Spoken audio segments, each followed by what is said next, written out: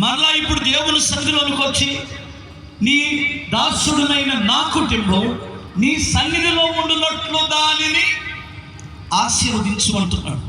ప్రియులారా, మీరు గమనించండి, దేవుని సన్నిధిలో ఉందా మన కుటుంబం? లోకములో ఉందా? నువ్వేమో దేవుని సన్నిధిలో ఉన్నావు, నీ కొడుకు కోడళ్ళేమో లోకంలో ఉన్నారు. చూసారా? అంటే వాళ్ళు లోకం ఎక్కడికి వెళ్ళిందో మీకు తెలుసు, లోక పరిస్థితులు ఏమిటో తెలుసు, లోకంలో ఉన్నది ఏంటో తెలుసు.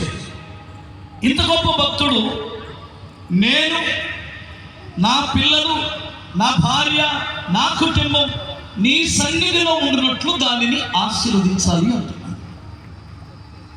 ఇప్పుడు ఆశీర్వాదం అనేటువంటిది ఏమిటి అని అంటే, నేను చాలాసార్లు చెప్పాను, ఇంకొకసారి గుర్తు చేస్తాను.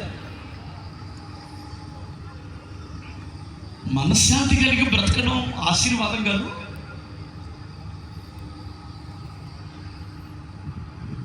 ఆరోగ్యంగా బ్రతకడం ఆశీర్వాదం కాదు. గర్భఫలం అంటే వారి గర్భం పండడం ఆశీర్వాదం కాదు. సరే, ఇలా చెప్పుకుంటూ వెళ్తే బోల్డ్ అని ఉన్నాయి. చనిపోయిన తర్వాత నిత్య జీవాన్ని సంపాదించుకోవడం, నా తండ్రి చేత ఆశీర్వదింపబడిన వారులారా, లోకం పుట్టింది మొదలుకొని మీ కొరకు సిద్ధపరిచిన రాజ్యమును స్వతంత్రించుకొనుడి అని చెప్పారు ప్రభు. ఆ రాజ్యాన్ని స్వతంత్రించుకునేవాడు ఎవడంటే ఆశీర్వదించబడిన వాడు. ఇప్పుడు ఈ ఆశీర్వాదం కుటుంబానికి రావాలి అంటే మత్తయి సువార్తలో ఒక మాట అన్నాడు. 10వ అధ్యాయం 12-13 వాక్యాలు. 10వ అధ్యాయం. ఆ ఇంటిలో ప్రవేశించుచు ఇంటి వారికి శుభమని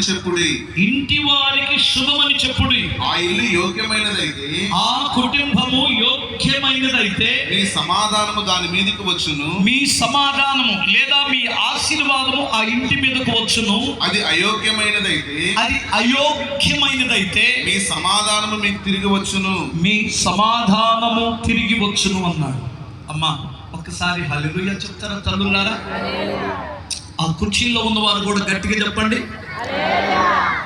దేవుడు మిమ్మల్ని దీవించును గాక. జాగ్రత్తగా. ఇప్పుడు ఇక్కడ ప్రతి వ్యక్తికి ఆశీర్వాదం అంటే ఆశ. ఇదిగో ఇక్కడ ఆశీర్వాదం ఉంటుందంటే ఖచ్చితంగా వస్తారు మీరు. కానీ ఇక్కడ యోగ్యమైన ఇంటికి ఆశీర్వాదం వస్తుంది అంటాడు దేవుడు. యోగ్యమైన ఇల్లు ఏదో దానికి దేవుడు ఆశీర్వాదం ఇస్తాడు. ఏమిటి ఆ యోగ్యత? గొప్ప వంశములో పుట్టాలా? వైట్